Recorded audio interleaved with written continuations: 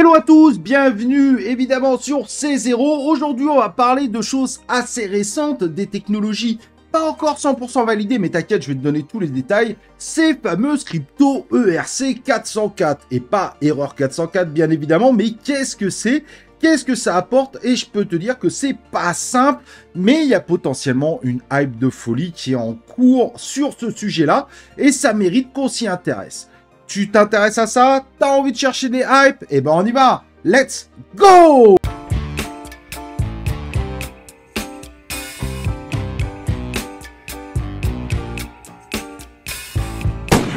Donc, comme je disais, aujourd'hui, on va s'intéresser au crypto 404, comprendre le concept, qu'est-ce que ça peut apporter. C'est quand même assez complexe en réalité de bien comprendre à quoi sert et à quoi pourra servir les 404.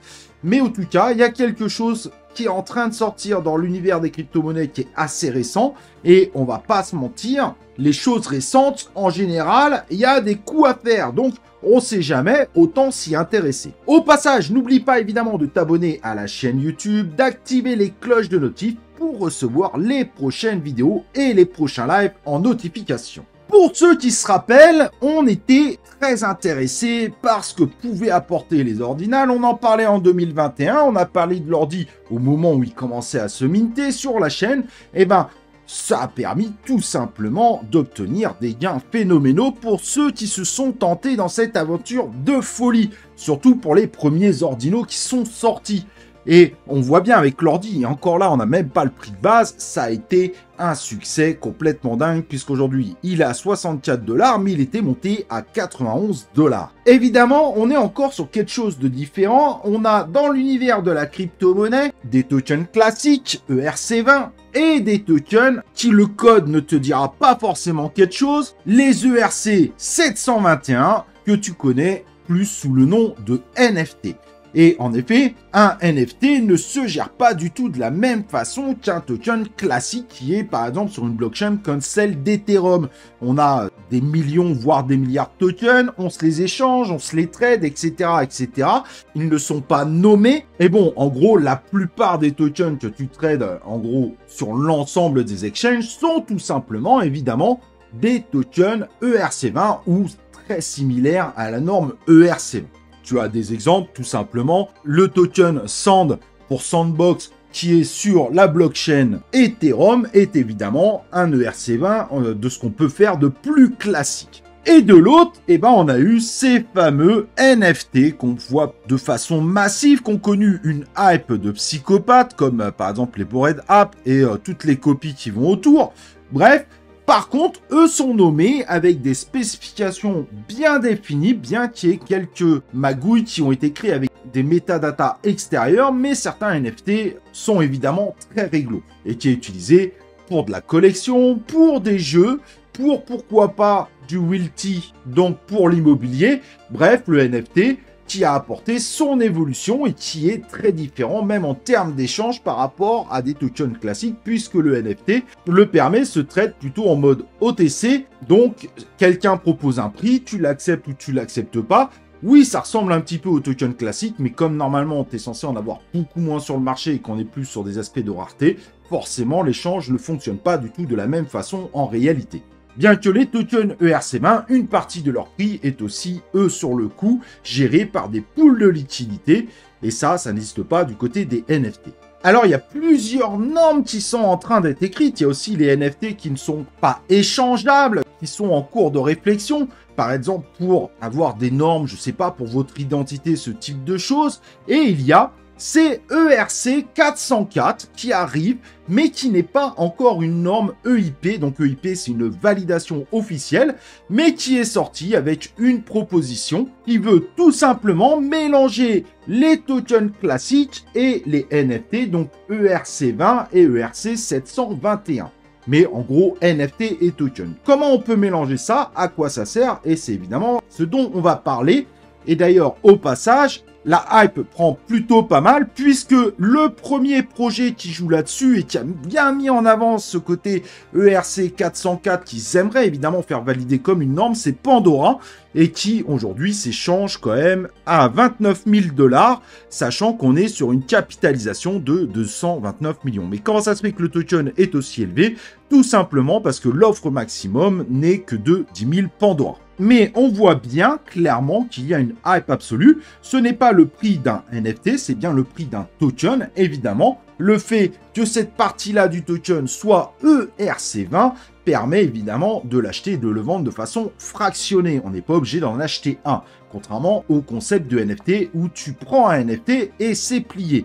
Et justement, cet intérêt, c'est potentiellement, avec cette norme 404 en mélangeant les deux, pourquoi pas qu'on soit propriétaire à plusieurs d'un seul NFT. Et ça peut être intéressant. En imaginant qu'on a un NFT qui représente une maison, je sais pas, c'est un exemple, et ben on pourrait ensemble être propriétaire de cette maison uniquement en profitant du trading du côté ERC20, sachant que derrière, en réalité, chaque Pandora correspond intégralement à un NFT. Et c'est ça qui est très intéressant, c'est un Pandora égale un NFT spécifique. Alors le projet a des particularités en plus, évidemment, par rapport à ce projet Pandora, mais le fait d'avoir un token égale un NFT, mais que finalement, moi, je pourrais m'acheter, par exemple, un demi-token, bah peut-être que je pourrais, du coup, être à moitié propriétaire de ce fameux NFT qui est associé à ce Pandora.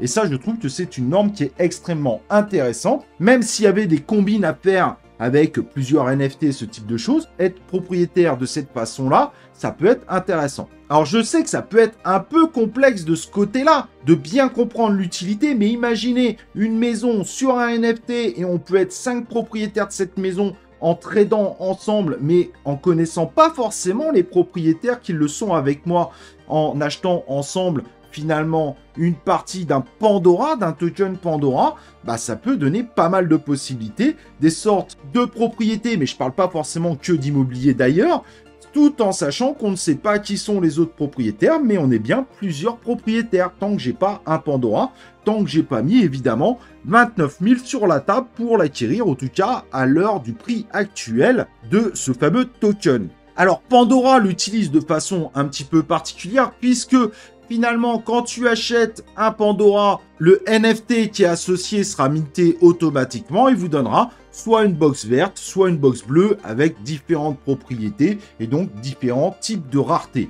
Mais là, on est vraiment sur le projet Pandora lui-même, mais ça nous montre à quel point cette norme pourrait être intéressante à l'avenir, des différentes applications qu'on pourrait tout simplement avoir. Évidemment, sur le plan investissement, c'est très difficile de savoir si ça va exploser ou pas. Aujourd'hui, on est sur 229 millions de $ en termes de market cap, mais peut-être que ce projet qui est sur BingX, XT, Orange, Solidity, L-Bank, sur des petits exchanges, pourra arriver sur des gros exchanges et nous faire une grosse explosion à cause d'une méga hype, surtout en imaginant si ce projet venait à être validé, que le ERC 404 devenait tout simplement une norme validée par EIP, donc une norme officielle d'Ethereum, parce qu'il y a vraiment des applications très intéressantes à mélanger les tokens classiques et les NFT.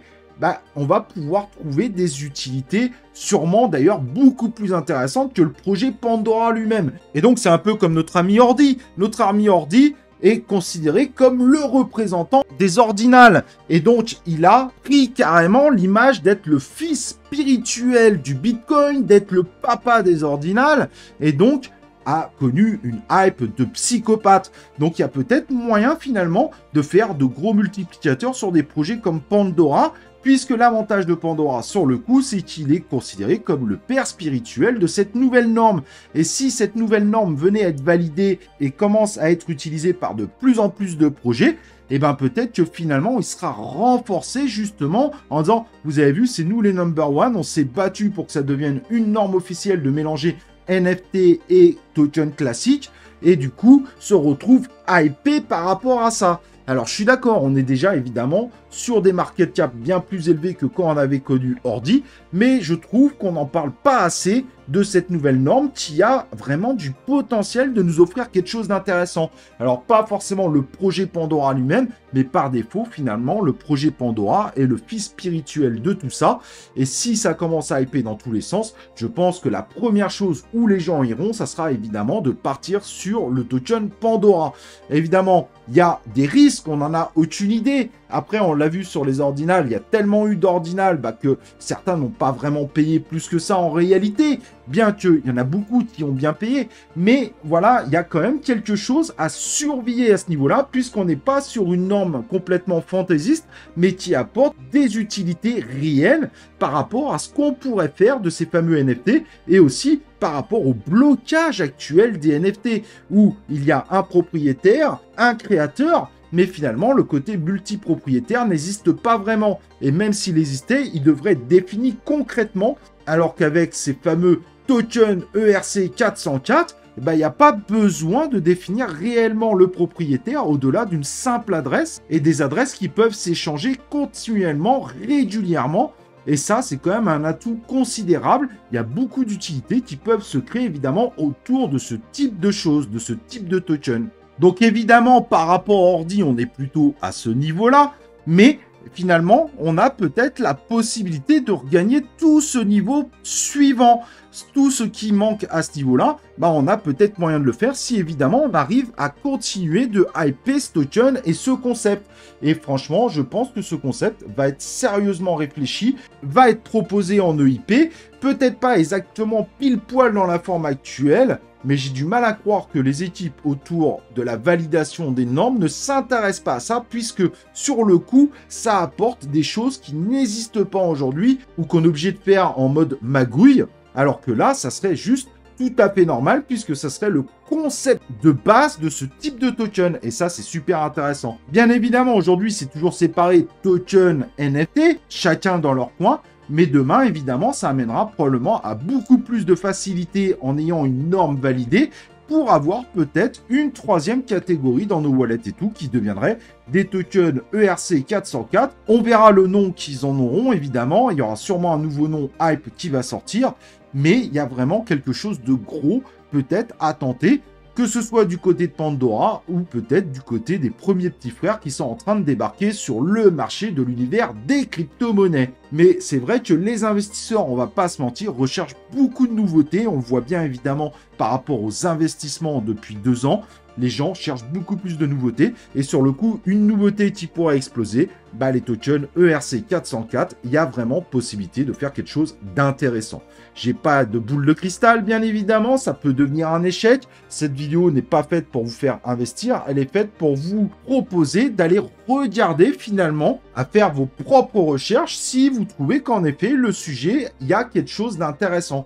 Et ça pourrait d'ailleurs participer à une hype Ethereum, puisqu'aujourd'hui, évidemment, c'est sur le réseau blockchain Ethereum, et ça tombe bien. Pour le moment, les planètes semblent plutôt s'aligner, puisque ça arrive en force avec en plus les ETF Ethereum qui vont être remis sur le devant de la scène d'ici quelques semaines. À toi de voir, bien évidemment. Ce n'est pas un conseil en investissement, c'est surtout de l'information que je te donne. Cette vidéo n'a évidemment pas été payée par Pandora. C'est évidemment une vidéo que j'ai décidé de faire par moi-même, car je trouve qu'il y a un concept intéressant qu'il va falloir creuser et surveiller à l'avenir. Au passage, avant de partir, n'oublie pas de faire péter ton like. Et nous, on se retrouve évidemment pour une prochaine vidéo, voire évidemment un prochain live de C0.